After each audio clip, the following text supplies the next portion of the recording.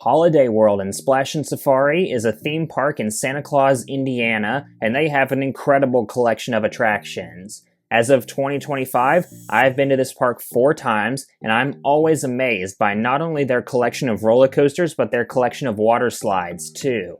In this video, I'm going to be counting down my top 10 favorite attractions at Holiday World Splashin Safari. Let's waste no time and jump right into it. Just barely making the list at number 10 is Good Gravy. This is the newest attraction at the park as of now. It is a Vekoma family boomerang, and this was a sorely needed addition to this park.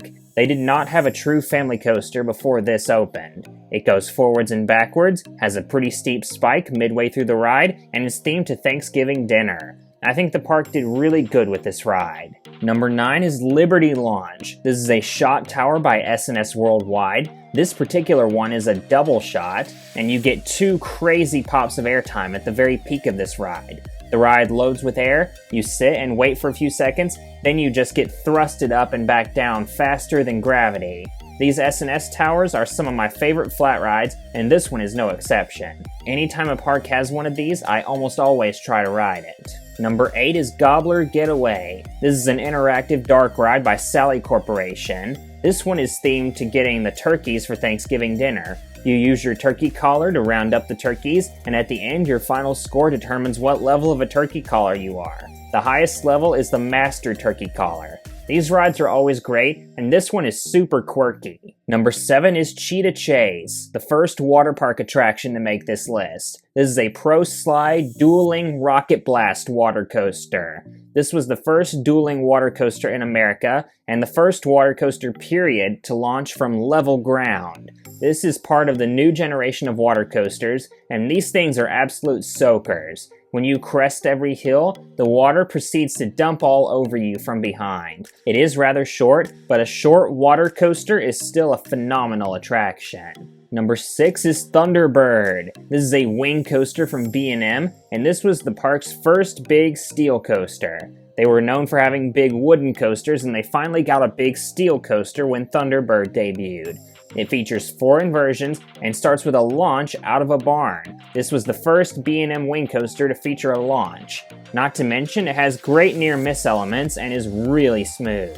This ride did so much for this park's lineup. It gave them a major steel coaster, a coaster that goes upside down, and a coaster with a launch all in one ride.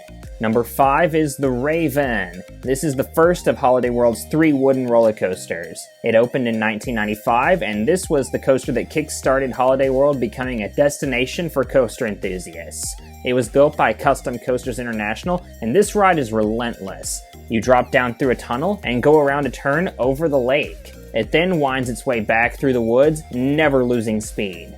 They actually built this ride with the intent on it being a family coaster, and let me tell you, this ride is not a family coaster. It is aggressive.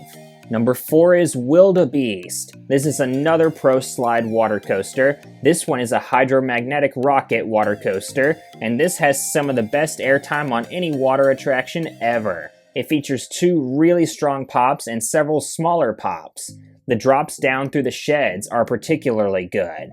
Wildebeest opened to rave reviews. Since this ride was built, it has been ranked the #1 water park ride a record 13 times and still counting. I can totally understand why this ride is so beloved amongst people all around the world. Into the top 3 is my favorite attraction in the water park, Mammoth, the 3rd and final water coaster in the park. Splashin Safari was the first water park in America to have more than 2 water coasters. Okay, you know how I mentioned Wildebeest opened to rave reviews?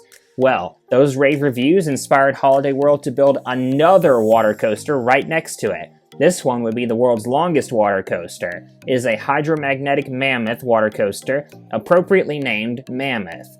Unlike Wildebeest, which features inline rafts, this one features circular rafts. Therefore, you spin as you go through the course. You could hit the ascents and descents, forwards, backwards, or sideways, which is what pushes this ride ahead of Wildebeest for me. The airtime isn't quite on the level of what it is on Wildebeest, but still really good. This is my personal favorite water park ride, period.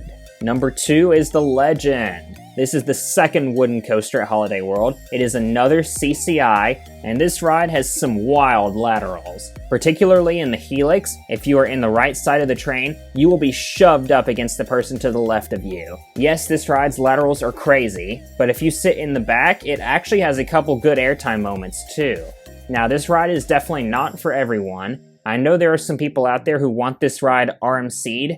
I am not one of those people. I really like Legend. And of course, coming in at number 1 is the Voyage, the crazy long wooden coaster by Gravity Group. I mentioned how Raven and Legend are both great. Well, Voyage is the best of the three, and it's not really close either. There's so much airtime on this ride, it is ridiculous. It feels like it never wants to end. It is twice as long as most roller coasters. It just keeps on going and going and going. This is my personal favorite wooden coaster I have ever ridden, and I know a lot of enthusiasts it's their favorite roller coaster, period. I totally understand why. Holiday World keeps it running fantastic year after year. It's no wonder why people come from all over the world to ride this masterpiece. I've said this before, but I don't know what Holiday World and Gravity Group were thinking when they built this ride, but we're better off because of it. This is the crown jewel of Holiday World, and is what solidified this park as a destination. So those are my top 10 attractions at Holiday World and Splashin Safari. Let me know what you think of this list, and also comment what your favorite attractions are here. Are you like me and have Voyage at the top, or maybe Thunderbird, or even one of the water coasters? Be sure to let me know all that down below. Thank you all for watching. Be sure to like, comment, and subscribe. And this is Coasters and Things, signing out.